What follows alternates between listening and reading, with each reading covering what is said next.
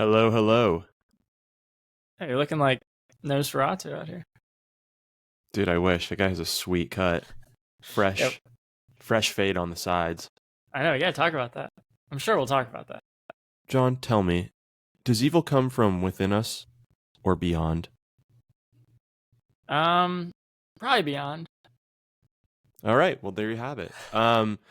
Today we are talking about Robert Eggers' remake of the classic Nosferatu, which just came out about, actually, I think it was just over a week ago. My name is Nick Lydon. I am joined by John. Do you want to introduce yourself? John McKittrick. I'm here. And yeah, we've already done quite a bit of talking about Robert Eggers. Our last episode was going over his previous feature films of The Witch, The Northman, and The Lighthouse. Not in order there.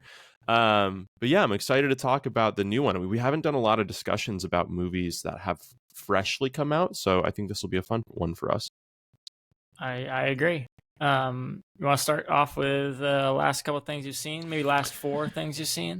Yeah. Actually, I really only have three main ones I would talk about. I watched Den of Thieves, which is a heist movie that came out, I think, about 6 or 7 years ago. Have you seen it before, John? I have. I know I have because I logged it on my old Excel sheet before Letterboxd. I don't remember a single thing about it. I forget that you log stuff. You used to log stuff on Excel as Yeah. simply abhorrent behavior. But I know. um, I had the guys on the rewatchables like really love this movie, so I was like, and they reference it a ton, so I was like, I should at least give it a shot. And yeah, I found it pretty unremarkable. Would be how I would describe it in some way. So I won't talk a ton about it. I did see Alien Covenant. I think we should talk about that a little bit. Yeah. I'm gonna say a bit let down on this one. I know. And it's in my top three for Alien movies. So I was disappointed to hear that. I don't know Man, why. that's crazy. But I don't know why I liked it so much. I gotta rewatch it. I mean, I watched it over like 4th of July. We were in like a cabin.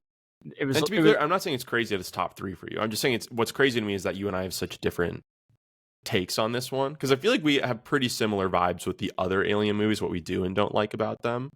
But this one, to me, it felt like it was really leaning on the Michael Fassbender of it all without meaningfully adding to it. Like, it just kind of makes him super crazy. Like, in the first movie, he's like, a little evil, but like he's not like Hannibal Lecter level evil, I wouldn't say. In this one, he's like doing like vivisections on the girl from like the first movie from Prometheus and stuff. Yeah. Like, he's like a whole nother tier. And there's just like some of his connections with the aliens. Like, he's doing poses and they're like matching his vibe. And I'm like, what is going on here? Why are they doing that? Like, I kind of loved it, but just I was like, why didn't they explain it? And yeah, Well, sorry, you go. Well, I just remember really liking the graphics and I really liked the action and the aliens looked sick and he was like on a plane and stuff. Like, I just remember being really into it. And then maybe it goes more to the like, depends on the kind of like mood you're in watching a movie sometimes, how much you enjoy it. Like, I wasn't looking for much of a deeper meaning from it, but I get why you would be, because especially if it's the follow-up to Prometheus, we're looking for the story to be expanded. We're looking to learn more about the universe there. And I guess it was like 4th of July weekend. We were having fun hanging out at the lake and we threw on Covenant and I was like, this is sick, So I guess it really does impact it. Yeah, it does give more Aliens vibe in that way a little bit, because it is like a ground force of soldiers on, going about with their guns, and I could see that being more entertaining on a holiday like the 4th of July. Yeah. But yeah, I was let down because my favorite part about Prometheus, like you just said, was like the engineers and getting to understand like the background of like the origins of humanity. And this one just felt like it really cheapened them. Like, they were just really just a set piece sort of thing. Like, they all get wiped out without any sort of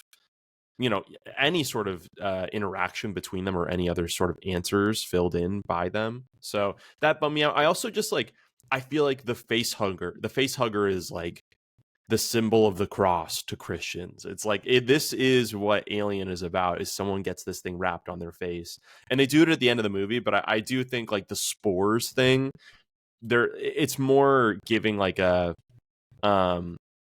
plague, like an epidemic movie sort of vibe, which is just not exactly. I feels like it's almost unfair. Like, the aliens are so tough that now if things are airborne, it's like the rules are just different than we've come to understand, which I think weirdly, horror is a genre that like horrors or rules are very important. And so I think when you start to like, it feels unbalanced. There's a little bit of like, well, what the fuck are you even supposed to do? Like, this is so skewed. How could you ever survive? No, I agree with that, and I actually had forgotten about that till you just mentioned it. So yeah, There has to be I a understand. chance, you Yeah, know? no, I But I mean, understand that. yeah, so I still enjoyed it. It's just I love the franchise enough that I was disappointed. And then the other one that I saw was the animated Lord of the Rings, The War of the Rohirrim, Oh, how was that? which I actually enjoyed. I saw some absolutely blistering reviews of it before I went into it, and I was like, you know what, fuck it, I'm going to see it anyway. I like Lord of the Rings a lot. I like animated movies from like Studio Ghibli and stuff, so I was like, I'll give it a shot. I was the only person in my theater, which was kind of a trip. I was like singular person in there. Dang. But and granted, it was like I saw it a week or two after it came out on like a weekday, but I actually really enjoyed it. It definitely was like a little silly at certain points, but I didn't think it deserved the bad rep that it got by any means. What's the time period for that one? When is it set? It's set about, I think, 200 or 300 years prior to Bilbo finding the ring. So this is like Okay. like I don't think it's early Rohan, but it's Rohan with like it's about the king of Rohan fighting off basically an insurrection. Okay. Mm-hmm. Interesting. What about you? What have you been watching? Man, so the number 4 on my list, Bonfire of the Vanities. This is a De Palma movie, all-star cast. Like, actually, the cast is crazy. I should probably just pull it up and read it for you because the cast is unbelievable. But not a great movie. It's kind of like your run-of-the-mill 90s comedy. But just listen to who's in it. It's Tom Hanks, Bruce Willis, Melanie Griffith, Kim Cattrall, Saul Rubinek, Morgan Freeman. That's just the top 6 there. Yeah, it's ridiculous. It's pretty ridiculous. Not that great. Then I saw Taken. I'd never seen Taken actually. Man. Yeah, other than the preview, which is like just burned into my brain, of like that the phone call and her being dragged from out under the bed. So other than the preview, I'd never seen Taken. I thought it was really good, especially for an action movie. Like in the first 20 minutes, it was a little shaky. The acting was a little shaky. I was like, whoa. It's very of its time too. It's yeah. like him doing like escort service for like a teen super pop star is so silly. And then there's like a guy standing in the hallway with a knife, like just waiting for her. I'm just like, what? I don't know. Yeah, I was like, this is crazy. But then I remember there being kind of not a weird element, but it's kind of like also just to the acting point. Like his daughter is very like daddy, like very childlike in a way. Yeah, it's so weird. It's a little interesting. It is interesting. That part about it is weird, and then then at the end, like she wants to become a pop star or something. I don't know. It was very 2009, but I liked it. I don't think you've seen this one, but I would like to talk to you about it. Have you seen I Saw the TV Glow? No, I've heard a lot of things I've heard a lot of good things about it. I feel like it was pretty small when it came out, but it seemed to have one of like the larger impacts of indies this year. Yeah, definitely. Yeah, you should check it out. Just so we could talk about it because I liked it. I didn't love it. I'm not like pushing it. Everyone should go see it. Mm-hmm. But I liked it. I'd be curious to hear your thoughts on it because I didn't really walk away with much from it, but a lot of people did. And maybe it's not geared for me or maybe whatever, but I kind of like to at least like understand someone else's experience a bit better at the end of a movie. I don't have to like learn something. I'm not saying I have to take something away from every movie, but I'd like to understand something a little bit better. Yeah. And I'm not sure if it quite did that for me, but I thought it was really interesting. I definitely haven't seen anything like that before. It was very interesting. I'll have to check it out. Yeah, it's on my list for sure. Did you just stream it? Yeah, it's on Max. Okay, I'll check that out. I will just mention because I just binged it, but I did watch the second season of Squid Game too because that came out. Is that good? Honestly, yeah, I thought it was surprisingly really good. I kind of remembered the first, like I enjoyed the first one. It's kind of the perfect content in the sense of like you really can't look away, and it was actually a pretty genius idea, just the way they shot it and everything. Like the whole premise is super interesting. But I really kind of expected the second season would suck, especially because kind of the ending of the first season. Did you see it? The first season, yeah, I've seen it. I liked it a lot. Yeah, it's like him he dyes his hair red and he chooses to get off the plane. And it's just I thought a little odd. And so I wasn't super confident about the second season. I actually thought it was like really good television. Like actually like had pretty good depth to it. The characters were really well portrayed, so I'd recommend. Okay, interesting. Yeah, I know. I should check that out. Oh, one more I was going to mention to you: Batman: The Killing Joke. It's an animated Batman movie. I watched last night. I'm on a quest to watch all theatrical Batman releases. There's 15 of them. Wow. I got 3 more. So I'll let you know when that's done. Okay, keep me posted. What did you think of The Killing Joke? It was pretty bad. Oh man, I thought that one had some pretty, like, a lot of people loved it. People love the comic. I was reading about this last night. It has a very famous comic that's like one of the most legendary, dark. It's like Joker origin story. I feel like it's what the Joker movie was based off of because he's like a stand-up comic who's failing, whatever. And the movie I just thought was not good. And people agree that it's definitely a letdown compared to everybody says. Yeah, pretty much. Okay. Time to talk Nosferatu. We're getting into it. Let's talk about it. You want to kick us off? No, actually, I'll let you kick it off. I feel like you're Mr. Production. Okay, yeah, I'll kick us off with the the like kind of background stuff. All right, so Nosferatu. It's a remake of a classic. Does it do anything for the story, Nick? That's what we're gonna figure out today. That's what we're gonna talk about today. I don't know if we're gonna figure it out, but yeah, I've been excited about this one for a while. I think you have too. I got really mad because I saw a 2-star review come in. I saw a 3-star review come in way too early, way before the release date. I was so upset. I unfollowed both those folks on Letterboxd. I know they're probably listening right now, and you know who you are. Yeah, we probably don't actually, but then I got happy. I saw a 4.5 come in. I saw a 5 come in from 2 people that I trust. So I was like, okay, like this is good. This is going to be great. Saw it in a packed theater. I think the vibe when it ended was a little confused. I'm curious to hear what your vibe was at the end of your theater experience. I think it's great that it's happening. I like the period piece. I like monster movies. I'm getting into horror. I think it's awesome. And I'm not saying that SpongeBob is the reason that this got made, but it's definitely part of its success. Of like our generation knows about this great character in movie history because of SpongeBob. I think that's awesome that people are showing up to the theaters, and that could be possibly a piece of it. So what do you think? What's your impact? How'd you see it? What was the reaction like? I love the SpongeBob call out. Sometimes I think to myself, like, there are questions you could just never really know the answer to. No one can know the answer to, right? Like the influence of SpongeBob.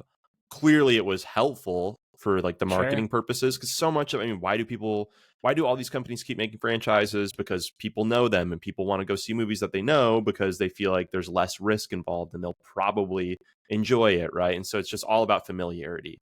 And this is a roundabout way of me just saying, I hope that someday when I die, I can just ask whatever creator is out there just any of these random questions I want to know. And I just want to know exactly what percentage of the box office of this can be attributed to SpongeBob SquarePants, because I think it's going to be a shocking amount. I think that it's like 75% of, like, if not the box office, it's like why the movie got made instead of a different Eggers movie. Wait, are you saying when you pass on into the afterlife, that's going to be your big question for whoever our creator is? No, I'm going to assume, presumably I'm going to have infinite time, and that is going to be one of my questions for sure. Okay. I don't think it's number 1, but number 5, maybe, who's to say?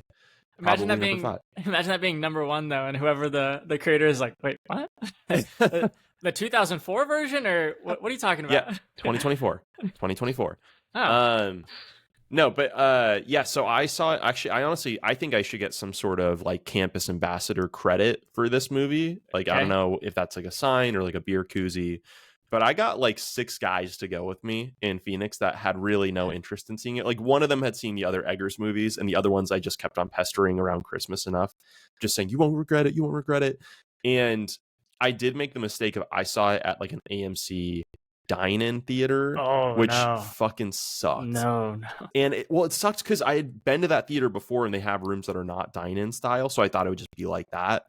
And it really, to get ahead of it, I've seen the movie twice now already, and both times in theaters. The second time I saw it at my favorite theater here in LA, and it was just night and day, so much better. Like, this movie's, it's largely very gray, it's very dark, but like when I saw it in the dine-in, I don't know if there's something wrong with the projector or the screen, or maybe just because the screen was smaller, but it looked so much less colorful.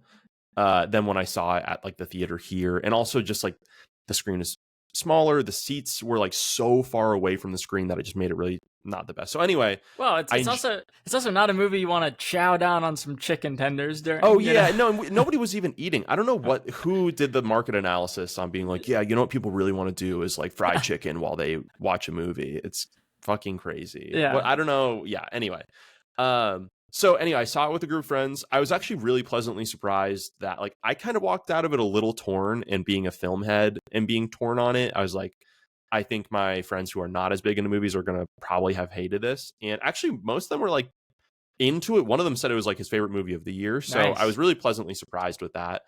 I'll hold off on saying, I guess, too much about my experience with it, other than saying I was so excited for this. I had a ton of anticipation. I love Eggers. And I thought all of the like teaser promo stuff looked really good. I did my best to not even watch any trailers beforehand. But I wish I had seen it in a better theater the first go around, because I think similarly when it ended the first time I saw it, the crowd was definitely, I'd say, a bit confused and quiet. I guess personally, I felt like there was moments where I felt like I was really in the groove of this movie, and I was starting to be like, okay, now we're getting into a momentum that like I'm really locked in. This is a journey. And then there were other points that just pulled me away from it a little bit, to be honest. So I don't know. I'm curious to hear what some of your thoughts are before I keep going any further on that. Well, yeah, it's just funny because you just reminded me of something. Like when it ended, it was funny that like I mean, first of all, it was packed, yeah, and there's a group of like 3 girls next to me, and they immediately dove into like a letterbox discussion. They're like, I think I give it a 4. I think this is why. I was like, man, but like I started hating on it in my head, and at the same time, I was like, yeah, it's pretty cool, man. Like it's just that like people care about movies, man. People are here to see this movie. It's awesome, man. I mean, this industry only works and can only happen if there is some sort of like threshold of X amount of people are willing to go to the theater. And Sure. I think community is a great way to incentivize people to do anything, whether it's like a run club or CrossFit, or it's people like, you know, what Instagram and YouTube have done for like photography and video editing and all those sorts of things. So if there's a way that this makes people more into going out and seeing new films and trying to talk about it with their friends, I think it's awesome. Yeah, me too. No, I agree. You want me to get into some of like the stats, summary, history, and then director and stuff? Yeah, let's do it. Okay. All right. So letterbox summary: Succumb to the Darkness, a gothic tale of obsession between a haunted young woman and the terrifying vampire infatuated with her, causing untold horror in its wake. I think that's an important line. The haunted young woman and the terrifying vampire infatuated with her, that we're going to talk about later. I think that's the kind of the crux of the discussion today. Stats: 3.9 average as of right now. It's been viewed by 560,000 people. That's obviously growing. This just came out on the 25th. We're filming this on the 3rd. It had a $50 million budget, and it's 50 plus already at the box office. So that's good. That's a good sign for Eggers. Mm-hmm. And also, just a note, that's pretty cheap. Northman was like 90 million budget. So he made this a lot cheaper. Now I think some of that is because that Northman was filmed during COVID, and there were certain restrictions, and probably like that drives the cost up a bit. But I was surprised to see that number, 50 well, maybe even a bit of a reaction to Northman was a bit of a flop, at least in terms of box office. So I wouldn't be terribly surprised if they're like, let's scale back the production on what we're going to do on this in case it ends up being an issue. Yeah, that could be. Yeah. So a little background on I mean, we talked about Eggers at length, but just in terms of this movie. So he's obsessed with the original, the 1922 silent film Nosferatu. He had a VHS copy of it when he was young, and it had no music on it, no score to it. And he remembered just how scary that made it feel. Just watching it in silence, it made it feel like real. I thought that was really interesting. And I want to talk about the different versions that were floating around in a second here. So he's been wanting to do this since 2015. So that would be right after The Witch came out, or during. And he started the script actually around that time. But in 2016, he said, quote, "Feels ugly and blasphemous and egomaniacal and disgusting for a filmmaker in my place to do Nosferatu next." So he obviously has a great affinity towards this film. Yeah, and just to interject really quick, John. So I know he's been discussing like in a public nature making a film of this since 2015, but he also believe it was in high school, he staged a school production of Nosferatu as well. So this is something that like it's clearly been in his mind since he was pretty young. And I mean, now he's, I believe, early 40s. So I mean, he's had a good 25 years or so to really consider what he is interested by in the originals and what he wants to do with his own version. Yeah, and I think, and correct me if I'm wrong, I think that he was doing it in like a high school theater, and then like some local production company saw it and brought it to like a bigger stage. So it wasn't just like a little rinky-dink like production Nosferatu that he's putting on at in theater class. He like put on a real production of it. Yep. So yeah, it's a good thing to raise. So he's obviously obsessed with this movie. But let me give you some way back history on Nosferatu, because I think it's also important for the discussion. So the original one came out in 1922. It came about because Murnau, who is the director, and his producers, they wanted to make a film about Dracula without using Bram Stoker's novel to avoid paying any royalties to Bram Stoker. So they changed some details. They wanted to avoid any copyright infringement issues, and they set out and made this movie. Now, when this movie came out in 1922, Stoker's Dracula wasn't even really that famous. So it was easier to kind of float this by under the radar and not have a big outcry about it. But what happened was Stoker had already died, and his widow, sued because even in the title card of the original silent film, it says based off of Bram Stoker's Dracula. So they never really hid that. It was right. It's right in the front. I don't know why they did that, actually, if they're trying to fly it under the radar, but that's what they did.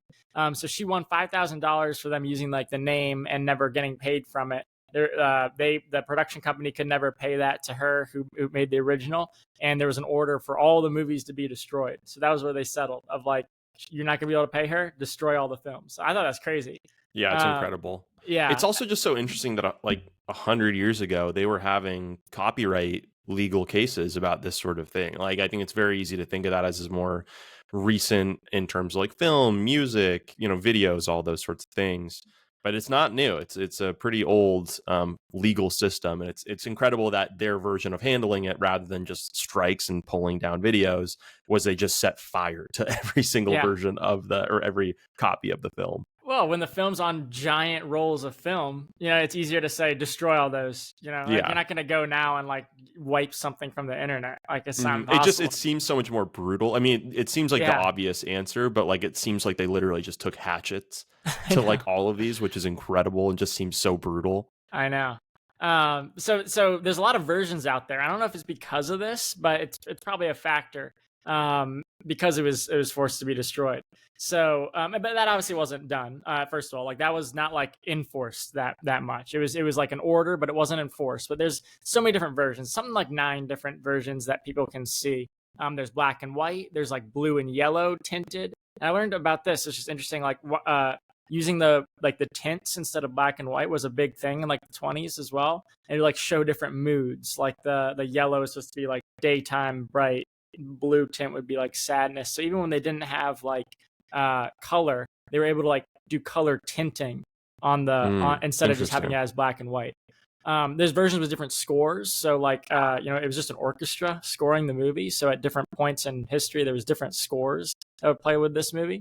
There's even different lengths. One is like 94 minutes. One's a little bit shorter. I can't remember what it is. You might lose like 20 minutes from it. Like it's crazy. So I wanted to track all this down and figure out like what the best version was to watch. Because I wanted to watch the original too coming into it. I think we could have an interesting discussion about that. Because I don't know if you watched the first and second versions of this, but I think it's a good way to like have the conversation from the perspective of seeing that and not seeing that. No, actually, and I have not seen the other Nosferatus, so I'm very curious to hear from your point of view, because I think there are probably things that maybe I took issue with or I had questions about from Egger's version that just came out, which in reality might just be because he was trying to be faithful to certain elements of the originals. And to an extent, I can understand that. I think there's, there should be room for like changing certain things if they don't make sense, or if they're no longer, some sort of language that cinematically the audience wouldn't understand today that maybe they would have in the past. But anyway, I'm curious to hear your thoughts on it. Yeah, no, I definitely want to talk about that. And I'm by no means an aficionado on all things Nosferatu, but I did want to see those versions and do a little research about it. I think we'll be able to have a good discussion. I also think someone might enjoy this movie more without seeing those. So there's an interesting discussion to have about that as well. So I'll just go quickly into like some of the actors, and then we'll go right into the discussion. Unless you had anything else of like pre-production, but let me just give you the actor stuff real quick. So Thomas was originally offered to Harry Styles. He dropped out. Bill Skarsgård also got the offer. Obviously, he ended up taking Orlok. Ellen was originally offered to Anya Taylor-Joy in 2017, or at least she was part of the discussion. I don't know if it was offered, if it was in 2017, but that's an interesting what if that we'll talk about later. Orlok on the table for Orlok was Daniel Day-Lewis, Mads Mikkelsen, and William Dafoe. I think William Dafoe was definitely offered it and was like slated to be it at some point. I can't imagine Daniel Day-Lewis was actually offered this film or even considered it. I think Mads Mikkelsen could have been interesting. Ultimately, I'm glad they went with Bill Skarsgård. I think he did an excellent job with it. So I wouldn't change it. That's not like a part of the movie that I took any issue with. But I also just love Mads Mikkelsen, so yeah, I like him too. So talking about Skarsgård for a second, to prepare for playing the role, I think a lot of people know this now because there's a lot of videos going out around it online, but he lost a lot of weight. He worked with an Icelandic opera singer to lower his vocal range into that deep like growl, and he spent about 6 hours a day having the prosthetic makeup put on. Is there part of you that's like, when you hear and he dropped a bunch of weight, it's like, why? Yeah. It's like your whole body is covered. Yeah, I mean, to make your face a little bit more gaunt, but it's like, I don't know, they're putting so much stuff on his face anyway, and he's like, I mean, you can't even see it. He also looks like he's like 9 feet tall in this movie. Yeah. The nude scene when he stands up out of that crypt, you're like, oh my fucking God, this guy he's huge. So I don't know. It's just a little funny. He wasn't that big. Okay, all right. I'm just saying it's like, sometimes I'm not saying this is an instance of it, but sometimes when I hear the weight loss stat, I'm like, okay, you're not like Bobby De Niro. Okay, it's all right. Like, you didn't need to do it this time. Or like The Machinist, like Christian Bale, like, what are we doing? But that actually seemed like it like ended up part of the movie. No, it was. That's what I'm saying. It's like when you're in The Machinist and you're playing a guy who hasn't slept in weeks and you need to be like 80 pounds, makes you're sense. Dying. When you're playing like a 5,000-year-old vampire that's in heavy prosthetic makeup, maybe. Yeah, this is like if like Eddie Murphy lost 50 pounds for The Nutty Professor, you'd be like, well, why would you do that, sir? You're simply unrecognizable in this movie is. This reminds me of a Norm Macdonald thing. Whenever he was on his podcast, there was one point where he was really fat, and people would come on the podcast. Yeah, people would come on the podcast and go, "Oh, Norm, like you've gained a ton of weight," and he's like, "Yeah, I'm doing it for a role." And they'd go, "Wait, what role?" He's like, "Well, not any specific role, but they always need a big fat guy." He's like, well, it turns out there's enough fat guys who are also talented actors. Always need a big fat guy. Yeah. Incredible. It turns out there's enough fat guys who are already good at acting. Anyways, there's 5,000 trained rat actors in this movie. Do you know that? No, fuck it. That's not true. That's true. Look it up. Shut up. No way. Give it a goog. What does that even mean, 5,000 trained rat actors? See, I had the same question. I started looking up and I was like, I'm not going to waste any more time. But these aren't just like random rats. Like these are like trained rats. These are like the who's who. This is like the Angelina Jolie of rats is out here. Yeah, that's what I'm saying. That's exactly what I'm saying. Okay. Right. I do love his history. I feel like people ask Eggers a lot about the like sort of masochistic element of his shooting, where he's always shooting on site in some like blistering cold, gray, miserable, remote, like awful place that everyone's like fucking miserable. And it's awesome. It makes the movies great. Like it adds so much atmosphere, and you can tell that he does these things on location, and it's great. But the other thing that he does that just seems so masochistic is that all of his movies have animals in them. I guess The Lighthouse is a little light on it, but seagulls. Like certainly like seagulls. He's got he does have the seagulls in it. But like in The Witch, like I saw in an interview, he talks about how much of a pain in the fucking ass Black Phillip was to work with. He's like, I've never seen the goat since. I never want to see that goat again. It was so fucking annoying. They do what they want to do all the time. So I don't know. I guess it goes hand in hand because he does movies about folklore, and historically people were more involved with animals on a day-to-day basis. Yeah. So it makes sense, but it does seem like it would be a nightmare to film around. Oh yeah, definitely. Okay, 2 more quick things. I'm gonna throw it to you to tell me what you thought about it. Simon McBurney, he plays Knock. He was the voice of Creature in Harry Potter. That's pretty cool. Oh, nice. Wait, which one's Creature? The goblin? Yeah, no. The house elf? The house elf. Yeah. Okay, nice. Man, we'll talk about Knock, but he does an excellent job. Creature's the one who I think he dies for him, right? Doesn't he? No, that's Dobby. Dobby dies too, I think. They both die for Harry. Right? Oh, rip. Maybe. I can't remember. Okay, I remember Creature. Okay, I actually have 2. Creature's uglier. Go ahead. What were you gonna say? Yeah, so I just want to call out the castle, Orlok's castle in Transylvania is actually Corvin Castle in Romania. So it's a real, that shot you see is, I mean, it's enhanced, but it is a real castle out there. It's like 550 years old.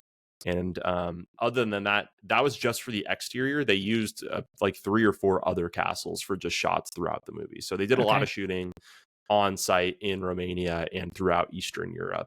And then the other call out I had was they had, tons of custom props that they made for the movie for various purposes.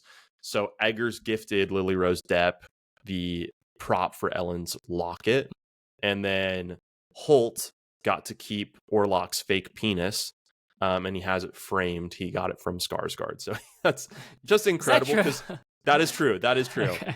I'm not making that one up. Actually, you can read that online. But I don't know. I was like, I think it's so incredible because Holt gets just truly cucked in this movie. Oh yeah. And so it's kind of fitting to me that he gets to keep the dick of the guy that fucks his wife. It's like, I honestly, I gave Holt some respect points for that one. Oh, my mom's listening to this, man. Come on. Okay, that was it. That was the only production thing that I wanted to add. Last one thing I had, Aaron Taylor Johnson, who I don't think his performance is very good. He was the kid from Kick-Ass. He is Kick-Ass, actually. Do you know that? Oh, yeah. He's in so much stuff. You say this like Aaron Taylor Johnson's a big name. I did not know him. Like, I'd seen a bunch of stuff that he's in, but I was like, who is this guy? I thought he was not that good in this. And he plays Kick-Ass. Yeah, he's in like Bullet Train. He was just in Kraven the Hunter, which is like a true blue box office bomb. Yeah. But yeah, he's also in some good movies too. I mean, I loved Kick-Ass back in high school. So did I. Gosh, what else has he been in recently that he's actually solid? I think he was in some superhero stuff. Oh yeah, he was Civil Quicksilver in Avengers: Age of Ultron as well, I believe. What do you think about this movie? I'm a little torn on it, to be honest. I feel sad to say it, but I feel this way about some of Eggers' other films. Like, it's certainly how I felt about The Lighthouse when I first saw it, but like, I appreciate a lot of it. I don't know that I necessarily enjoyed it as much as I like in a movie typically, which maybe that sounds a little childish, but truly, like, the reason I love the cinema is I love being transported, and I love like the magic that feels like when I see one of my favorite movies and I just feel out of body for an hour or two in the theater. And I think that while I respect a lot of what this movie does, and there's definitely moments where I felt like, okay, I'm starting to feel that momentum and I'm kind of losing myself to the film, there was a lot of little hiccups that I felt that kind of did take away from the ultimate entertainment side of it for me. So I had issues with it. There's a lot of things that I respect and I want to talk about today, but I think that this was not quite on like the Witch side of Eggers' films for me, which is the one that I love most. But yeah, what do you think, John?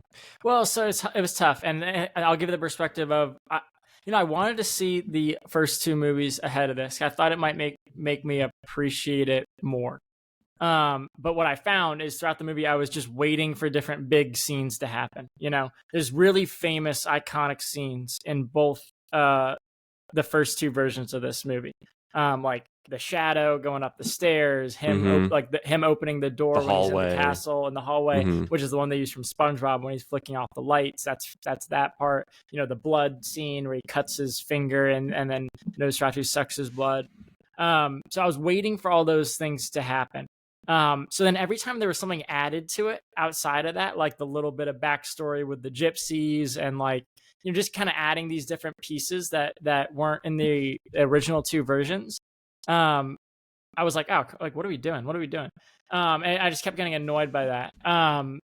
Overall, I have some issues with it, and I think it's helpful to understand the direction the first 2 versions took, to like make the case for why I didn't really enjoy it that much. But at like a very base level, it's a pretty good horror movie. There's some good jump scares. The costumes look great. The set looks great. The acting is great. I think everyone's really good. Even the guy I just talked about, who I don't think is amazing. I think he's decent. Aaron Taylor Johnson, he's okay. He was probably the one weak spot for me. I think Nicholas Hoult and Ralph Ineson are great and really carried the film. But like for me to have a really like a deep discussion on what I thought of it, I'm kind of having that discussion in terms of where it fits within the history of the film and how it compares to the other 2. I definitely have a lot to say on that, but I'll pause there. Yeah, well, honestly, I'm actually really glad because part of me was kicking myself, and I still am a little bit about. I wish I had taken the time to see the original and then the remake was it in the 80s? 79, yeah. 79. Okay, 79. Before this, just to again know the historical context. But now I'm glad I didn't, because I think, the vast bulk of viewers of this movie haven't seen those, and so I at least have that point of view on them. But I will say I totally agree. I think the acting is definitely one of the high marks of the movie. I think Skarsgård is great as Orlok. I think Defoe is kind of my standout personally, and I think some people feel differently about that, but anything Defoe is in, I immediately buy it. I don't know what pact he made with the devil, but like he is just such a professional.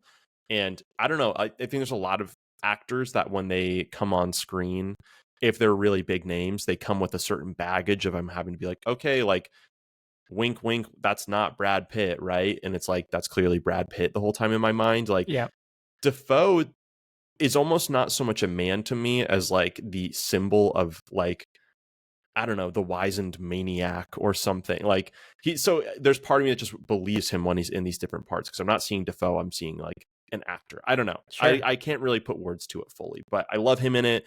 I think Lily Rose Depp is great. I think she has some sequences that are particularly excellent. Like, to me, I think that this should absolutely be an Academy nominated performance. I think she does some, really incredible things. I do had some, I'm curious what your thoughts are on this. I had some issues a little bit with maybe some of the scripting, and I guess more maybe like, so the dialogue itself, but then the script in general. Like, I wish we had gotten at least a scene or two of her living a more normal life, because from the get-go, the first thing we see is her we see the flashback in the movie. It's the opening sequence of her and Orlok making their initial pact, and then it cuts to her waking up, and Nicholas Holt's character is about to run off to work, and she's like already saying, I had this bad dream. Yeah. And that's one thing. It's like, it's sort of a normal scene, but he walks out of the door and she immediately is like, he'll get the job. Like she's already portending things. She can already see the future. And so it's already, I think that that's okay, because we're supposed to understand later on in the movie that she has some supernatural characteristics. But I feel like we somehow don't get enough sequences of her living a normal life to understand why. Like, I never really feel like she and Thomas are that in love, because that scene never exists. And I never really understand why Anna loves her so much, because they never have like a normal scene together. She's crazy from the get-go. But then simultaneously, Willem Dafoe is saying in another time you could have been a priestess of Isis, because she has some sort of connection to the ethereal that the rest of us don't. But we don't really even get that side of things either. We kind of just get this middle ground of she's what a lot of us would think of as insane or going through some sort of mental episode, and what at the time they're calling melancholy. And so I don't know. I just wish that they had, maybe just a little bit less time to the thrashing, and a little bit more of like, she is a person, she is supernatural. Like, I don't know, some of those grounding scenes I felt were missing for me. So that's really interesting that you say that, and gives me good perspective on it as well, because I think my key issue with it is also with her character and her story. I think she does a great job too. I think she has the hardest job, and she does a really great job with it.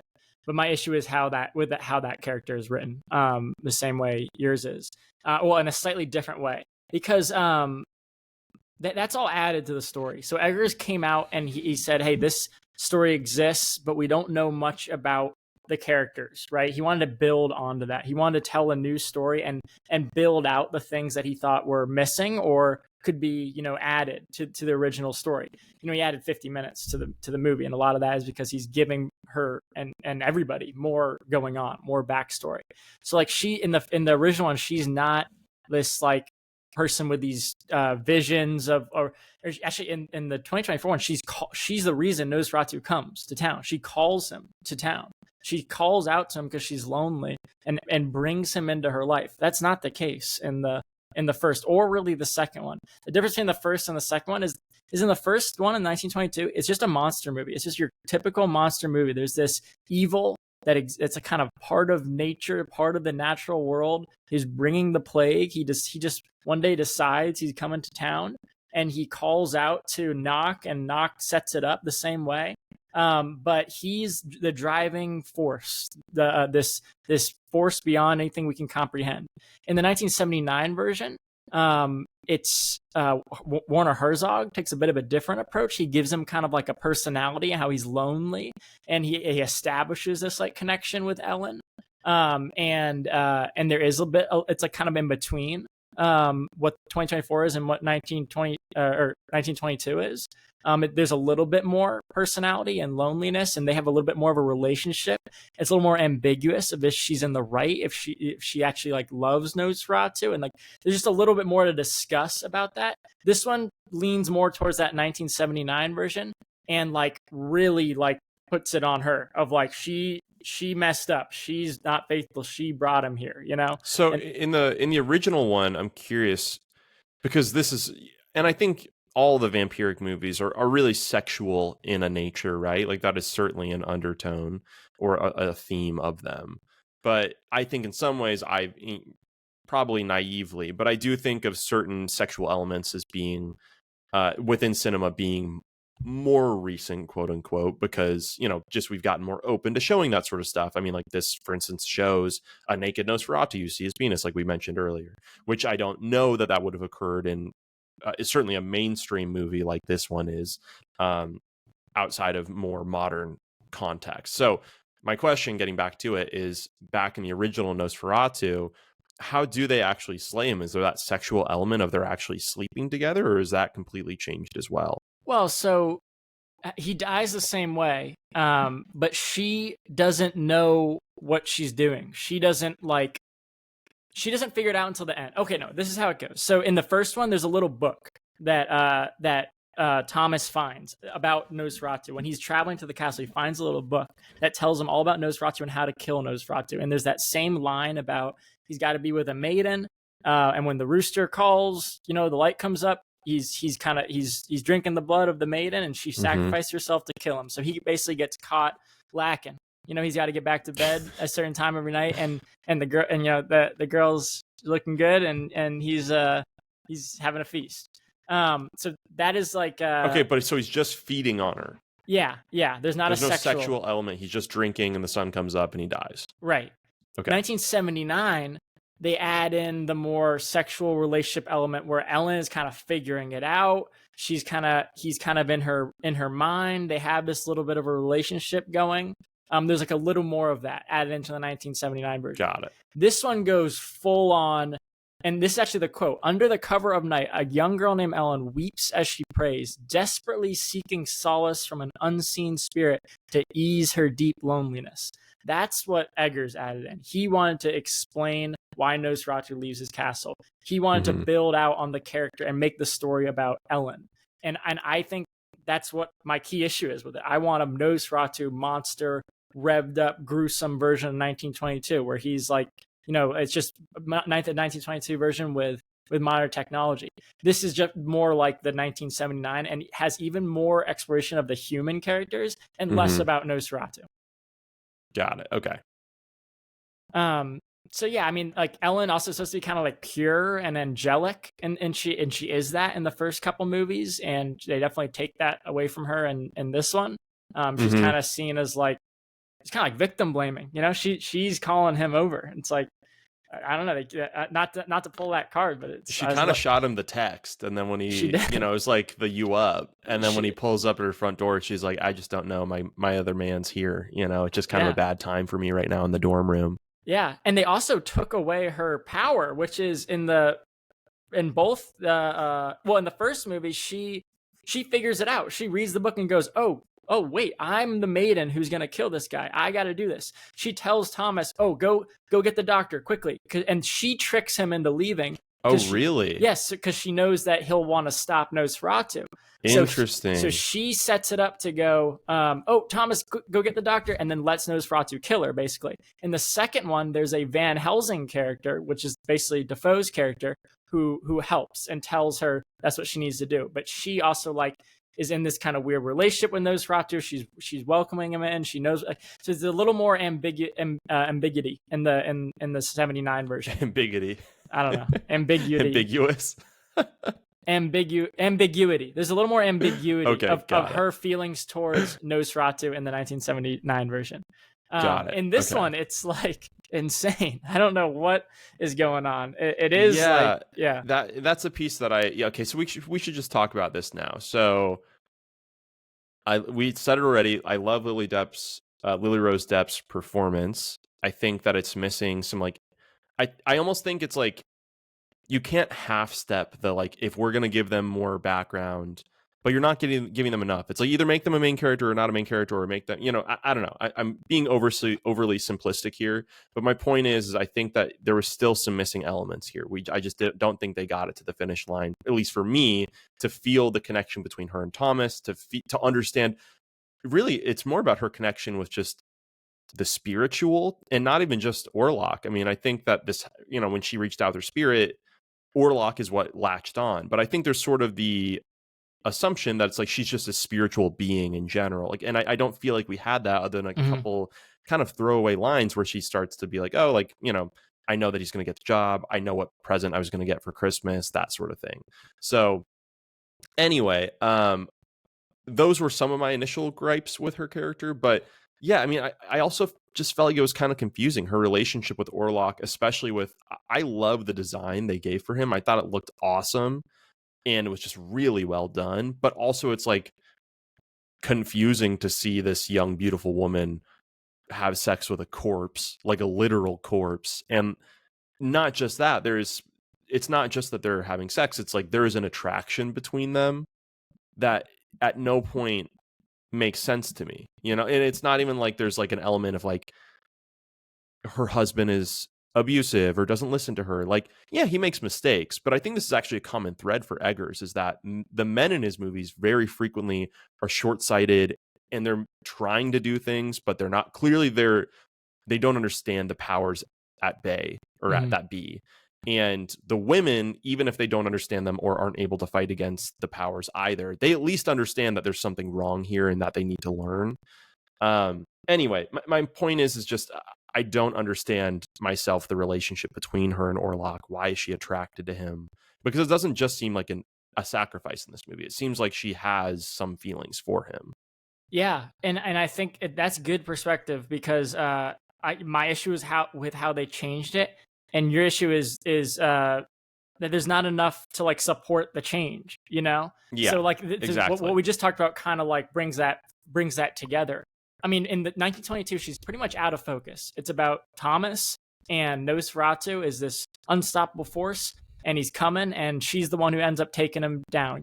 He gets, you know, Nosferatu's already going to come and move, and then he sees her picture and goes, oh, even better. He's not coming for her.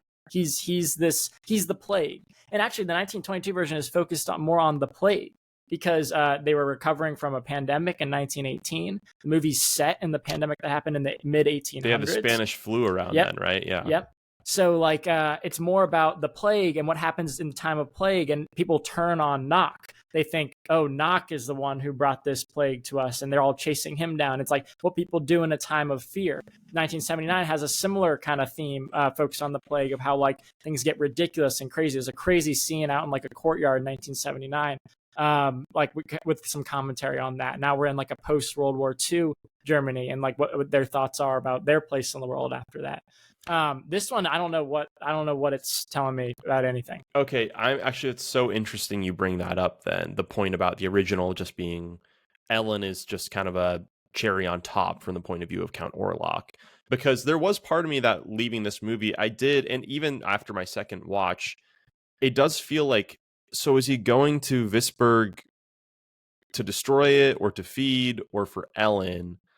And I guess sort of like me filling in the gaps as a viewer and not knowing the previous context, I guess I was just like, I guess it's all three. Like he like can do those things, he wants to do those things, and he has an appetite, nothing more, which I think is actually one of the better lines in the movie. Yeah. But you know, it does feel like now knowing that context that it feels a little patchwork, that it's like, well, actually he's not just going, he was called there. And so it feels like it would have made a little bit more sense in the original version of like, well, he got the contract because he wanted to come to town, versus in this version it's like, well, why did he go through the process of like getting property?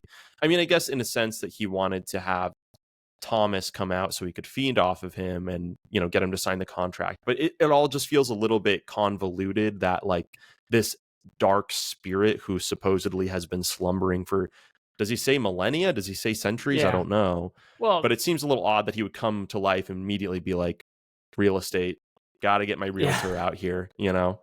Yeah, he checked his stock portfolio and he's like, I gotta diversify. We gotta move this thing around. Yeah, no, my castle is destroyed. No, and I think this is what Eggers was setting out to clarify. And I think it hurts the original message of the movie, or not the original message, but it hurts what makes the original movie so great, which is that he's just this force of nature that doesn't have an explanation, like a plague. He's a plague moving through nature and just killing whatever it's in his path. He doesn't need a motivation. So, you know, when he decides to go to, which I kind of prefer, you even saying it just now. I like the idea of him as being nature made manifest. I think it's much better. Interesting. And I think when you give him a motivation, it kind of takes away the scariness. When he's calling out, he's communicating with the characters in the first couple of scenes. He's not this mystery anymore. In the 1922 version, it's not jump scarier, but it is scarier to think that he's just this force coming to town and there's nothing he can do about it. And he gets distracted by Ellen. He's already coming. But then he sees Ellen's locket and he's already signing the house next door. He's already going to live there. And then he sees Ellen's locket and he's like, I got to go tonight. And he's just like off. So she's actually his downfall because he gets caught with her in the sunlight, you know? Interesting. Okay. So that's the key difference that I think held it back from being a better movie to me. Wow. And I kind of like the idea of that original movie. Ultimately, he is his own weakness in a sense. Like it's like the nature of his appetite, which is to come and destroy, and that's sort of his strength or his power, is also the nature of his downfall because he goes for one thing too many and is short-sighted about it. Whereas this one feels more like they're like, oh, we found this book and we're gonna, you know, the girl is gonna hold him until sunrise, which I didn't even hate, but I think that idea of him as a force of nature sounds way more compelling and just unique, really. Well, and the first one, the humans prevail. You know, she realizes what she has to do and sacrifices herself. And this one, she causes it. And then, you know, they have this negotiation about 3 nights. On the night 3, I'll come back. It was too much. It was too much. Yeah, even the scene when and I have this in, this was something I swear I had an issue with, and it's sort of an Eggers thing in general. Like there's a level of ambiguity that I'm all right with in a movie, and I might even think it's a plus. A lot of times I do. But sometimes there are pieces of ambiguity that I don't think are actually a positive to my experience as a viewer. And one of those, and this was after watching it twice in theaters too, of like Ellen when she gets in that fight with Nicholas Holt's character, Thomas, and halfway through, so she's confessing to him about how she opened herself up to the spirit. But I think even the way in which she confesses is really unclear. She's like saying like, I have to tell you something, but it's never really clear what she means or her own awareness of her involvement with this creature. Like it seems like, I don't know, it almost seems like it was a blocked out memory and now she's remembering it, but that I don't think that that's the case. But anyway, she's confessing to him. It's a little unclear. And then she like the switch flips and suddenly she's accusing him of all this, and she's so angry and she's shaking, and she's saying that she didn't get any letters and that he like, you know, sold her for a bag of gold. And it seems like, is she being possessed? by Orlok? Is she being possessed by her own spiritual kind of animalistic nature, as Willem Dafoe calls it? And either way, it's like it's sort of ambiguous, and I think that that's a problem, because if Orlok says she has to do this of her own free will, like she's not someone I'm allowed to possess the way that I possess others, then why is he able to possess her in this scene? You know, do you remember what I'm talking about here? I do. Yeah, I do. And I think it's very unclear. Yeah, it's ambiguous, and I don't think I really liked that. I don't know. It's more similar to 1979. I keep bringing up these other two versions, but I think it's important to frame when we frame the discussion. I think it's more similar to that and those feelings. And you know, and the original one had themes of like xenophobia and plague, and it was tackling a bigger thing than like a girl who has ambiguous motivations and is in this weird love triangle with a vampire. That I'm not interested in, you know? I do wish, and I think I'm glad you bring up the xenophobia point, because I think that you can definitely, in the subtext of this, you could see that the history of these neighboring nations and in, you know, Eastern Europe of the time, you could think, well, we're in Visburg. It's a educated port city, lots of money, doctors and electricity. Like, for instance, I thought actually really well done. You see very pointedly the gas light bulbs throughout Aaron Taylor Johnson's manor, right? And it's like very much a sign of their decadence and wealth. And then really the next time we have a shot that highlights lighting is when Nicholas Hoult goes into the village of the Romani people, I believe that they are. And he's in that essentially like not a hotel, but he's staying at the inn, and it's all candlelit, and it's so smoky and dark and gross in there. And so I thought that was really well done. I thought that was a great touch of the haves and the have-nots. But I do wish that there was like maybe a little bit more outspoken the nature of like the history of thinking our neighbors are barbarians, we are the educated, we are humans, we are civilization, they are vampires. And I could see, I haven't seen the originals, but my understanding is that subtext is a bit more at the level, like you're seeing that these people have xenophobia. This one, it seems like it's more you just have to have like a historic knowledge of that out separate from the film to see that theme, which again, I think, I don't know, I take issue with when a director assumes that the viewer knows more than maybe is reasonable. Yeah, no, I think that's a good point. I think that's a good point. And I have a couple other points to make, because you know, just like I think the conversation we just had alone is enough to say, yeah, this is, you know, whatever score we give it. But I do have some other issues with it too. But yeah, the point you just made is like, I think Eggers wanted to make this, he thought a modern audience, 2024 audience, would care more about like the human part of the story. And I think some people did and really connected with that Nosferatu Ellen relationship. Trust me, I read those Letterboxd comments. Some people really liked that.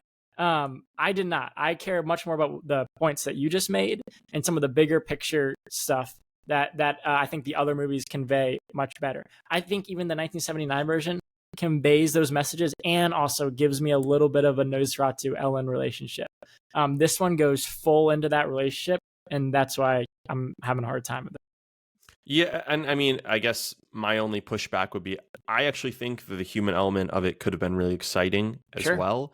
I just don't think that even with his attempt to flesh those pieces out and make it more of a focal point of the movie succeed ultimately, because I just don't think within the script there are, or at least within the final, you know, cut of the movie that we saw, we have those scenes to make us feel like, oh, I understand who Ellen is outside of this curse.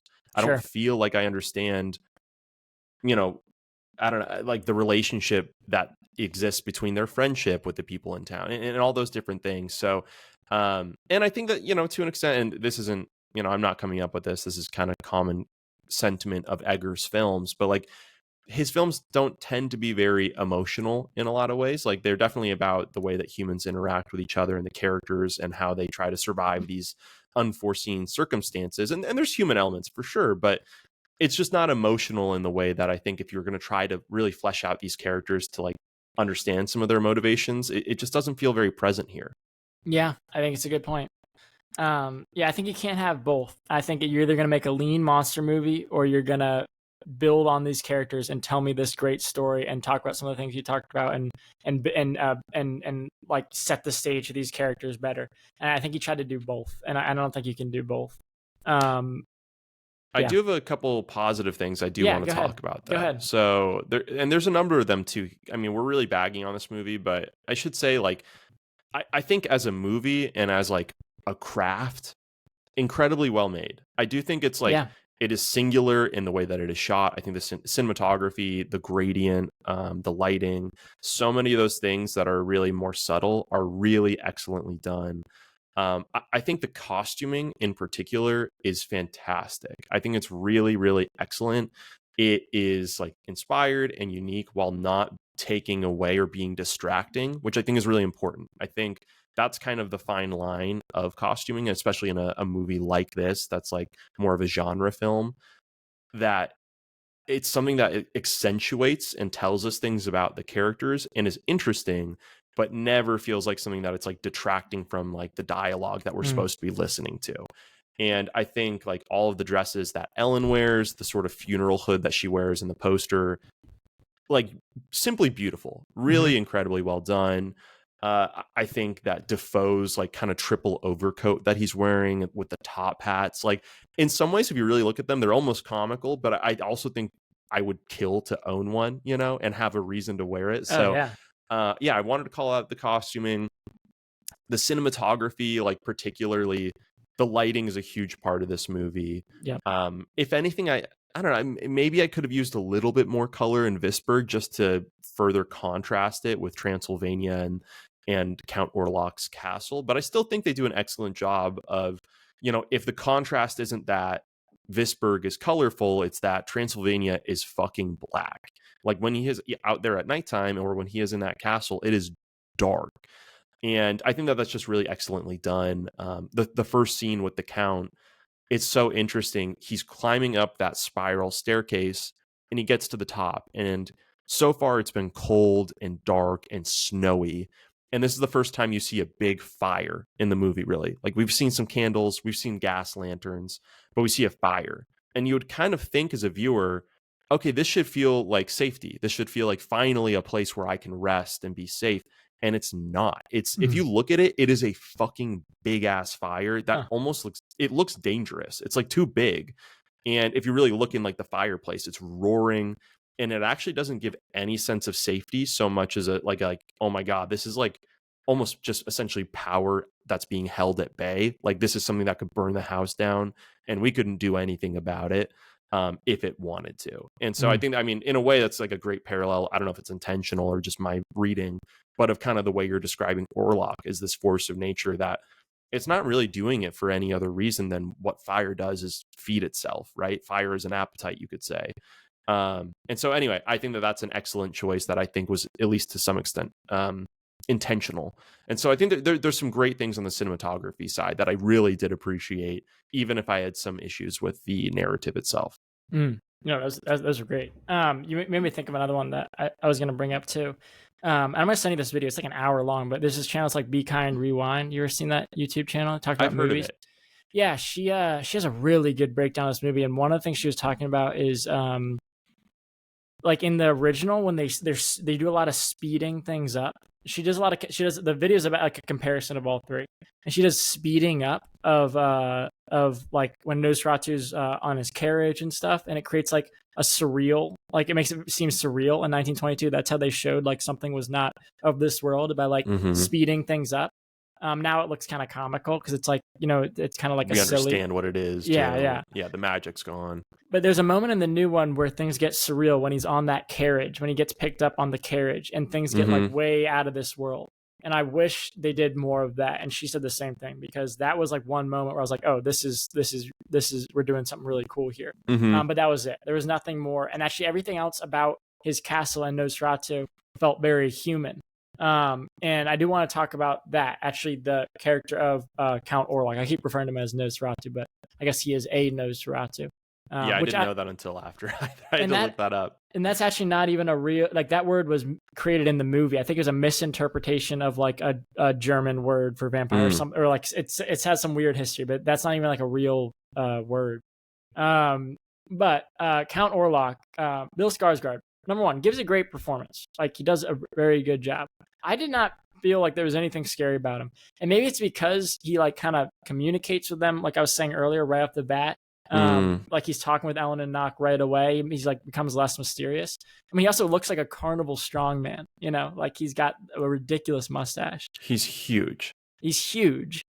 He's got a crazy mustache. I think when he's this... Did you not like the mustache? I actually liked the mustache. I did not like the mustache. I liked the mustache. I know it's not true to the OG, but I actually appreciate, as much as there's things where he was like, well, or he being Eggers was like, you know, this is actually time period accurate with like the Iron Stake and those sort of things. I actually appreciated that at the time, this guy definitely, if he's supposed to be some, you know, Viscount Orlok, like he would have a mustache to, you know, be like that sort of aristocracy. Yeah, so while we're talking about it, I'll give you one of my what ifs, and I'll get back to what the point you just made. Better facial hair for Nosferatu: Hitler stash, wizard beard, or mutton chops? I mean, I don't know if you're allowed to say this, but I think the Hitler stash is probably my choice of the three. Well, that would be so crazy. I mean, I will say immediately be like, he's evil. If I saw that in theaters, I would have burst out loud. I would have been like, I can't believe that he did this. We could say Michael Jordan Haynes ad stash. Yeah, it's Charlie. Or is it Charlie Chaplin that had that? Yeah, Charlie. Okay. We'll Charlie call it Chaplin, wizard beard, mutton chops. Come on, man. The fucking balls you gotta have to be like, I'm gonna put the fucking Hitler stash. Why did Michael Jordan do that? Was it just to be like, I'm Michael Jordan, I can do whatever I want? I think he was trying to bring it back. I don't know. That's crazy. Yeah, that's a great hypothetical. I don't know if I was supposed to. What was your answer? Probably mutton chops. Yeah, I fucking bet. Yeah, I'm gonna ask you that off the call. Okay. Yeah. We'll end the call and talk more about that. No. So I think so part of like this movie is making him look more human. Like Eggers wanted to do that, make him look more human, make him look like what I think this is the point you just made. What someone in that time period would look like if you've been living in the mountains and you're thousands of years old, whatever. So I think that was cool. I think like there's a funny scene in the 1979 version where like when he first answers the door and sees Count Orlok for the first time in that version, I mean, he's just a vampire. It's like, wouldn't you just leave immediately? Like he looks like you got to look that up. It's hilarious. I'm looking it up right now. So I think it's cooler that like he looks a little more human because if I rang the doorbell in 1979 Count Orlok or 1922 for that matter, answers the door, I'm leaving. I'm leaving immediately. There's no way I'm staying. Yeah, absolutely. He looks like a beast. Yes. Immediately he looks like a demon. Yes. So I think it makes sense to have him look more human, but it makes him less scary. I think we can land there, you know? Yeah. Fair. He's less otherworldly. And then I want to bring up one more, I guess, negative thing to talk about. So I obviously love Dafoe. Like, I love seeing Dafoe in a movie. I liked everything about his performance. He is awesome. Now, that character adds fat to the story. That doesn't need to be there. 1922, he's not in it. Ellen figures that out on her own. There's no Van Helsing. There's no like monster slayer character that comes in to help. And also, if you think about this movie, he doesn't do anything. He doesn't. Mm-hmm. He does kind of. I guess he does tell her what's going on. She could have figured it out on her own. She was pretty expository because she ends up figuring it out herself. She kind of intuits it, which is almost kind of worse than her finding the book. Yeah, and the only other thing he does is he distracts Thomas. He brings Thomas knowing that Nosferatu is going to go and he would stop it from happening. So they give him stuff to do, which he doesn't need to be brought in to do. And this movie is 50 minutes longer than the original. So like that's fat added to the story to just like have a cool Dafoe role. My pushback to that would be, I mean, ultimately you could say the same about most of the male characters in this movie, right? I mean, the whole point is that it's like the rest of what Eggers' works, really. I mean, it's kind of pointless for them. Like, I think that's maybe another common thread in his movies is that it is human characters put in a situation they are ultimately unequipped to handle and can really have no influence on whatsoever. They have no agency in their lives whatsoever in some way or other. Like in The Witch, they're surrounded by this haunted forest. Yes, it's their choice to be in the forest, but they didn't know that this sort of curse was present. And so ultimately, try as they might and pray as they might, they get slain. The lighthouse, they go, it's their choice to be on the island, and they killed the bird, not knowing that it would cause the storm. But at that point, it's out of their hands. And even in actually kind of an inverse way with the idea of instead of just your fate is inevitable, you're going to be killed in the first two. In the Northman, it's really about fate in a lot of ways, right? So like in some ways, it's not that he isn't doing anything, he's the one that's driving the story, but ultimately he cannot change what his life will be. And so I think you could kind of say the same about Nosferatu. It's a series of men doing their damnedest to save their city and their families, and finding out that they are completely useless at doing this, and it's really only one character that can affect change, and it's the female character that recognizes their powerlessness. So I get what you're saying, though. On a more like tactile, like or tactical storytelling device, like, did we need this character? Could we cut some time back and make it more enjoyable and maybe faster moving? Maybe. But I think on a narrative level, I would almost maybe cut away someone like Aaron Taylor Johnson a little bit more, or someone else from the film that I felt like didn't do as much of a performance that enticed me. And him and his wife, and I think the wife is really good. I don't know her name. Aaron Taylor Johnson's wife, Emma Corrin. Yeah, so that, I mean, I know I keep saying this, but once again, there's nothing about them in the original. They're just like like there's some wealthy family. He's like a shipwright, shipping family. Yeah, and Ellen just stays at their house and looks longingly into the sea and waits for Thomas to come home, and that's it. And they added a lot of story about them that I did not care about. I wrote this in my Letterboxd review. I almost like wish that we had 1920s era title cards, because like that just gives you the one sentence of like what's going on in the scene, then you get to see some acting. Like Eggers probably needed to be restricted by that, because there was way too much backstory for characters that I didn't care about, I do. This is a bit of a tangent, but I do just want to say, because you touched on it a second ago with Aaron Taylor Johnson and the shipping family, I actually loved, probably the sweetest spot of the movie to me was the ship sequence. I think that when Orlok is on the boat, and now we're starting to get an idea of really the threat at bay. Because also, this was one really cool thing about the movie for me, not having seen the previous movies.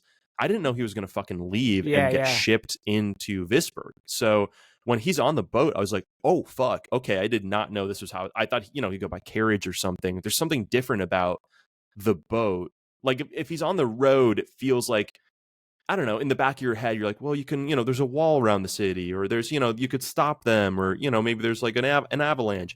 On the boat, it's like, they're just on their fucking way. You're not going to find them. It's like, it's inevitable. It feels that like he's coming thing going on.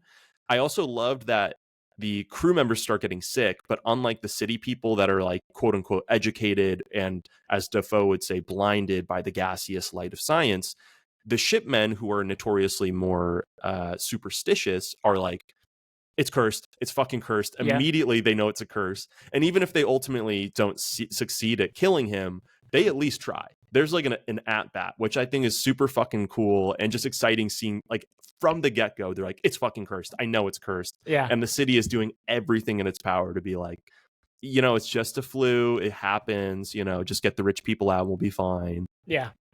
Oh, I agree. You gotta watch the original. Also, the shot of the ship just like coming in through the waves and crashing into the sea, like right before it crashes, I think is like what I wish there was more of that energy, which is maybe like the middle schooler in me, in my heart. But I can't lie, I go crazy for like that Van Helsing sort of stuff. Yeah, the ship scene on the original one is sick. Like, really, it's so good for the time period that you just gotta watch just that one scene. If not, the whole is movie. the Demeter. They made a movie about this recently. It was like The Last Voyage of the Demeter. Oh, I think that's about, I believe, the Dracula version, right? Yeah, which is technically the same version. Which is the same. Yeah, I know it's the same story, but I didn't know if the boat went by the same. What's actually funny is even the second Nosferatu movie uses the original Dracula character names. So like everyone has a different name. Van Helsing is like named Van Helsing in it. Oh, okay.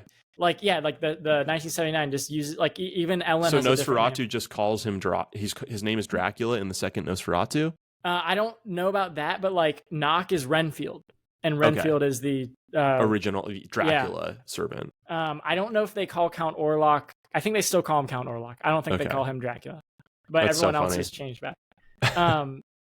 Okay, you have anything else, or you want to go into like the what actually, ifs? I have one last one, and actually, it's great timing because you just mentioned him. But Ernok, I think, I thought incredible. So I want to say I didn't even notice this on my first watch, but on my second watch. So first watch, you're introduced to Airknock by Aaron Taylor, Nicholas Hoult coming in to the real estate office.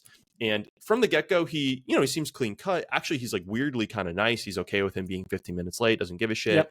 Then he's kind of weirdly hitting on his wife in a way that's kind of funny. But you're like, whatever. Like, you get why Nicholas Hoult would not say anything, because he's like, I don't want to be destitute. And when they look at the map, he's like actually like a rather eccentric old fellow. You need to go here. And so I think they do this really clever thing. He puts the map down of where he needs to go. And on the map, me thinking I'm so savvy as a film goer, I notice that it says Transylvania on the map, but he doesn't say it out loud. And so I think that he's doing that, or he being Eggers is showing it without saying it, because it feels a little on the nose to be like, you're going to Transylvania, right? It feels like we're the Avengers now. It's a little dumb. And so I'm like, okay, I get it. It's a little show, but don't tell for people that actually know about this stuff. On my second go around, and maybe I just was ignorant and I didn't notice it, there's kind of a second layer to that onion where it's actually underneath the Transylvania map. You can see the 7-pointed star that is the book that he uses to commune with Orlok. And so he actually it was kind of like a double bait and switch of, I didn't notice that. And he actually covers it. Airknock does when he's talking to Thomas Hutter. So anyway, I thought that was just a great little movie making move that Eggers did. But from there, I think the cut to scene of him naked writing with his own blood is like, I was like, okay, yeah, like I'm into this. This is kind of fucking crazy. This is kind of a hearkening to The Witch with some of those scenes of like, like the witch in the background grinding up the child and things like that. And then all of his sequences of giving monologues in the insane asylum are excellent. So I just loved his character. I think he did an unbelievable job. When he bites the pigeon's head off, it is absolutely revolting. And I was really watching this time to be like, is it a kind of a film trick where he's at the last second lowering the pigeon? Because it's moving its head and it's blinking. And then maybe they're handing him like a fake one that he's biting into. Up until the last second, I thought it looked like a real pigeon to me. I could not tell you how they faked that or if it was some sort of CG enhanced. But even the way the blood is coming out, it's like, and it pumps out. Yeah, it pumps out. Foul. Yeah. Foul. Oh yeah. No, I thought he was really good too. All right. Yeah, that was those were all the points I wanted to get to. Okay, let's do a couple what ifs. Let me give you one first. Where does this land? And that's not really a what if, but a couple questions. Where does this land in the Egger rankings for you? Oh God, that's a great question. I mean, I think if I'm being honest, and I have to say, for me, I definitely need time to gestate on my art and what it means to me. And there's a lot of movies that have grown on me, like The Lighthouse has grown on me, The Northman has grown on me, The Witch has grown on me. So I, leave this open to change, but I think right now it's probably my least favorite of his four. And I should, asterisk it because I still think it's a great movie. I think what he did, I think he was ultimately successful. I should say that. I think I didn't walk out of it and feel like I was let down or it wasn't worth the price of admission, which I could say about so many other movies.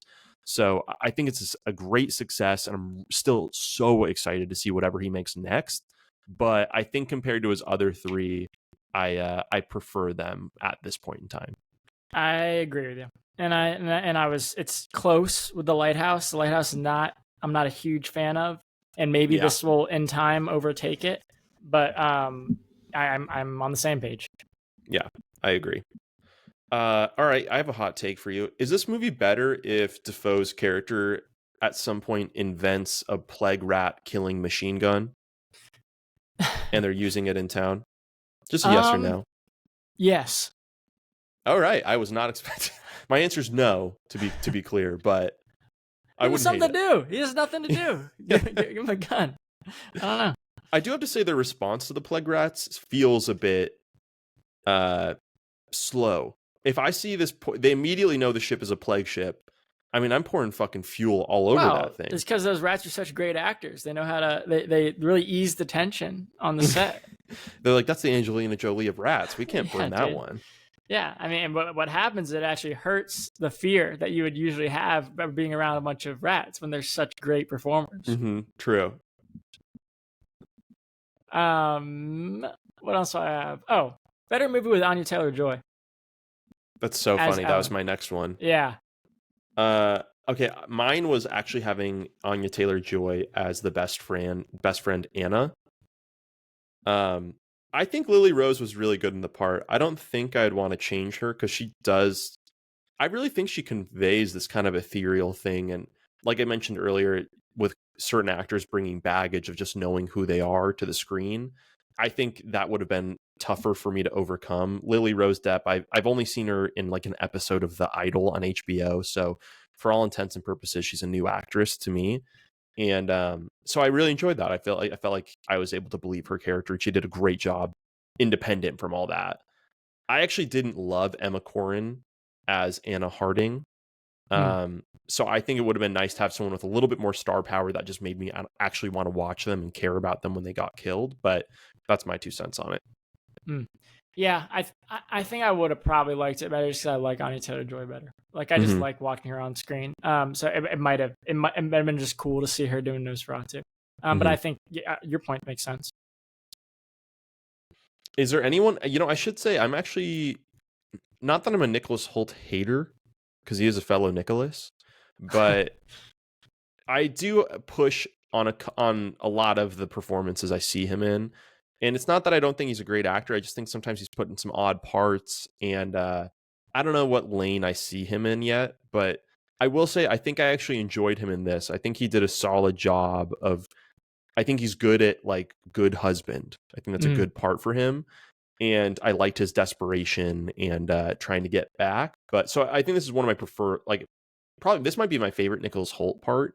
But I do think if you were to put someone else in this part, I'd be curious who you would think to put in, John. Let me think about that for a second. But first, I'll ask you, what do you think about him as bad husband in Juror number 2? Oh, dude, I have we talked about this yet? I not since I've seen it. Dude, that movie's such fucking trash. It's crazy. Do you like it? I like it. Oh no, John. I No. liked it. I liked it. No. I liked it. Like, No. but we'll have to save that for our 2024 episode. Wait, why didn't you say this on at the fucking beginning? Well, because it was more than 4 ago. Oh my god. Watch a lot of movies, man. There's meat on this bone. We could have picked at this for like 45 minutes. We could have I made this another 2-hour pod. I think we should save it because I think that would be because we are definitely on opposite ends of the spectrum. I'm not saying it's 5 stars, but I gave it a nice 3.5. Okay. I'm curious to hear your thoughts on Yeah, this. We're going to have to really park it. duke it out. To your question, no, I mean, this question is always hard for me because I just feel like I just will throw any name out there without really thinking about it. I really like Nicholas Hoult in this. I think he's perfect in this, and he's supposed to kind of be pretty like vanilla and bland and just Totally husband on a mission. I think he does it perfectly. I know you weren't saying he does it poorly, but I just can't even imagine now after seeing it someone else in it. But I'm sure it's not a terribly difficult part to play. Without knowing anything about acting, it's there's not a lot he needs to do other than be scared. So yeah, maybe you could probably throw a bunch of guys into that and still have a good performance. I gotta say he's fucking cut in this movie too. When Yeah, he sits up on the priest, like when all the nuns are healing him, and he sits up screaming. Yeah, I mean, you could see every delt on that guy. He's shredded. Yeah, There's a little bit. I was like, hey man, you didn't have to look like that for fucking Nosferatu. Okay, no one's hiring you to play, Thor in this movie. Yeah, it's the same thing of why did Bill Skarsgård lose weight? Yeah, Bill Skarsgård lost all this weight. If anything, it should have been flipped. Like Holt should have been this skinny boy. Yeah, for 2 hours of the movie, he's wearing like a like frilled button down. Yeah, I'm telling you, look at it again. I mean, it's in the trailer, I think, yeah, but he's fucking jacked in it, and you're like, okay, all right, guy. Yeah. Hey, okay, that's just before we button this up. That's another thing I want to throw in as a little kind of nitpick. They talk about at one point that Nicholas Hoult is still in the shadow of Count Orlok after he is saved by the nuns that are explaining the curse of Nosferatu to him. And then he goes back to town in Visburg, and I think there's kind of a throwaway line when they're all in the carriage following the funeral for the wife and daughters. And he talks about, he's like, I was like healed, but I think he mentions again still being in the Count's darkness. It's not really touched on. It almost seems like they're alluding to if you are sick with the plague, what that actually means is you've been fed upon, or you're at least in the presence of Count Orlok. But he doesn't exhibit any Thomas or Nicholas Holt doesn't exhibit any sickness when he's in the castle or anything like that. So it just feels like a weird throwaway line that then doesn't have any connection to the rest of the movie. Do you know what I'm talking about here? I do. And can I tell you what happens at the end of 1979? Yeah. He turns into a vampire and runs off to go to the next town to like wreak havoc. I know. Wow. I know. See, that would make fucking sense. There's something. So the reason I say that is because yes, there is more about the bite that I can't remember. I think in the first one he gets sick. I don't. Yeah, he I never gets sick in this movie. Yes, but they talk about it. Yes, they talk about it. Yeah. I bet they shot something. I bet you they shot something and they cut it out. Could have. Eggers is too meticulous. He wouldn't have that line in there without there being something about. There's no sort of shadow over him other than he seems injured from the fall. Like it doesn't seem. So why would they put that line in two different times? Yeah, I don't know. Yeah, it's weird because this is another departure from Dracula that Nosferatu takes. Is like Dracula, when he bites someone, they turn into a vampire. In Nosferatu, he just drinks their blood. He did like all the classic vampire stuff. He doesn't do. He doesn't turn into a bat. He doesn't, he doesn't drink. He doesn't turn people into vampires. Yeah, there seems like there is something left on the table there with what he actually did to Holt and what he's carrying with him for the rest of the movie. That's an interesting point, that he doesn't really do any of the vampire stuff in this. In some ways, I think it's sick that he has more of like a aura about him. I think that's a cool take on the vampire. Like what's not scary in a big city is one man. What's scary is a fucking plague. Like, because what's scary is what are we doing to each other on the street? And this guy just has that presence. That's cool. But other than that, I mean, like he has the wolves. That's sort of a vampire thing. Yeah. But really, the rest of the vampire things is more like the reactionary sort of like, we're gonna stake this guy. He doesn't have the bat. He doesn't convert people. It's not like the neck biting. Yeah, and I don't know how much of that is in Bram Stoker's either. I'm really not sure, but I'm sure somebody knows a lot about this.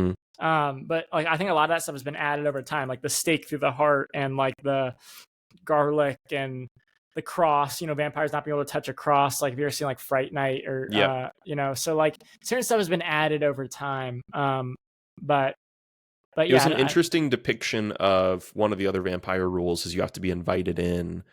Right. And they do it kind of, but in like the more mystical version of Ellen opens the window instead of the door. And then she says like, I call to you instead of you can enter. So right.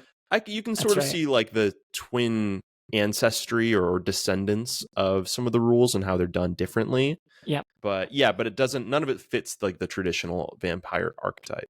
Yeah, I agree. Sorry. Go ahead. I was just going to say, I do just want to add the scene in particular that stands out to me. Maybe it's not my favorite scene, but one that like really freaked me out the first time I saw it was the first time we see Thomas Hutter getting fed upon by Orlok when they're just in front of the fire, and he's almost kind of like gyrating as he like sucks the blood from his chest. And I was reading online, and some review, like a reviewer was saying that, because I was having a hard time putting words to why I found it so revolting to watch. Like it wasn't even necessarily scary as disturbing to me. And someone was saying like it very much looks like sexual assault, and that is, part of what the story is really kind of the undertones of it are. And I think that was just a good way to put it. But I just found it so disturbing when you see him just unconscious on the floor, this like disgusting naked behemoth above him. But anyway, that one's definitely going to stick with me for a long time. Yeah. Was it even more disgusting at the dine-in when the guy next to you was digging into his ribs at that time and slipping down a milkshake? Yeah, and he was sucking on that shake, doing the same move. I mean, he was moving, honestly, kind of props. He had some good belly movement on that, but it was still gross. Yeah, it was. No, I thought that was good. Wait, let me sum it up for you. Let me sum up my feelings for it. I'm gonna give you my score. I'm gonna put a bow on this. Do it. 3.5 out of 5, which is, as based on what we just talked about, it's a pretty good score. And I think I wanted to talk more about the differences and the things I didn't like, but I did enjoy this movie. I think two other great directors have told this monster story, and they've left something behind for the audience to chew on, whether it's bigger picture items of what's going on in the world, or kind of the relationship between the monster and the girl. I think this story really wanted to expand on the human element of this story. And I think when you do this, you kind of lose the lean monster movie, and you explain to me everything that I was going to think about after. And I think that's its flaw. I think the connection to Count Orlok could have been the right thing to build on. I just don't think it was done well, to your point. I don't know if that was directly your point, but that's kind of where I landed on it, of like I might need a little bit more.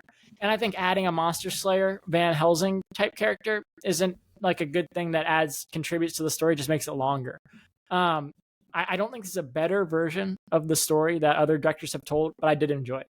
And that's where I'm landing. Got it. Yeah, I went with the 3.5 as well.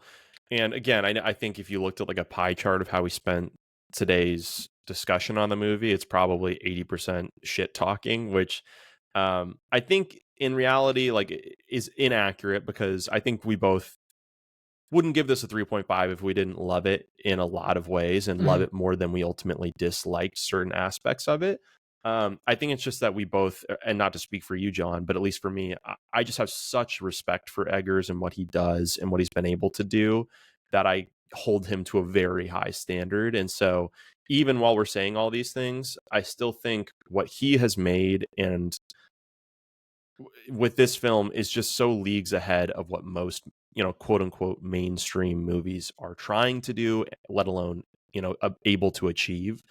I think even the framing of the shots, like, a lot of the time, like he's so able to convey that you're in this small, intimate space, and it can almost feel sort of claustrophobic to an extent. Like he does all these things subconsciously so well, and so uniquely. And I think in a lot of ways, the way that what these types of movies do is they provide a sort of fertilizer for the next generation of filmmakers, in the way that I think a lot of other movies that I might love but might not actually inspire the next wave of artists. So anyway, I had issues. I'm not going to go over them here because we just spent an hour and a half doing that. But I do just want to say, like, there's a lot to love here. If a 3 for me is a movie that I liked, but I ultimately found in some ways maybe a bit forgettable, I think this was at least a 3.5, because even if I wasn't in rapture every moment of it, there's so much like meat on the bones here. And I think that over time, I'm going to come to appreciate more of the subtleties of it. Yeah, I think that's well said. I think, it's a great horror movie. I think, to your point, I hold Eggers at a higher standard, especially when he's working with something that means so much to him, Yeah, absolutely. And that's my score. But, all the jumps and the sounds and some of the things we were just talking about, that makes a pretty good horror movie. And that's about all I got from it, is that's a good horror movie. John, I should ask you, we should have said this 90 minutes ago, but it was a good horror movie. Did it scare you? Did you think it was a scary movie? I jumped at least twice. The first jump when she's like out in the woods, and that one's actually, that was, I was like, whoa, okay, it definitely set the tone. There might have been one other that I think I jumped when he's gonna swing the axe on him, and he like grabs when Holt's gonna attack him. I wasn't like scared though, of like the same way like I was very tense during The Witch, of like what's gonna happen, I wasn't as tense. I mean, number one, because I know the story, I knew exactly what was gonna happen, but I just didn't think like the same tension, an atmosphere was created that The Witch created for me. Got it. All right. Is there anything else you want to add before we close out and talk about the movie we'll be talking about next? No, I think that's it. Okay. Well, actually, so next week, our next video is not going to be on a specific movie, but we'll be doing a year in review. So talking about what we saw in 2024 that we liked the most. Honestly, we should make a list also of top 10 movies we hated the most. Oh yeah. Or just dislike. I feel like that'd be fun. Done. Yeah, so we will be going through a 2024 retrospective for next episode. And, as usual, guys, just a lot of comments in the thread below. So just try and, if there's a recommendation, you see someone else already commented, just John pointed this out before, just like that one. Yeah. Just like that one, keep it easy for everyone. We read them all. There's hundreds. So just help us out a bit. Yes. And and if you can, use English too, because there's so many different viewers across the globe. Xenophobic. I know when I said that, I was like, how are you going to land this plane? Yeah. It's just John and I are pretty stupid guys. And so if it's a little Spanish, I have Duolingo Pro now, so I can try and parse that. But otherwise, we're SOL. We can't read your stuff. Right. So just drop it in Google Translate. Do your best for your two favorite simpletons. And we'll end it there. All right. All right. Thanks all. Happy New Year. Happy New Year.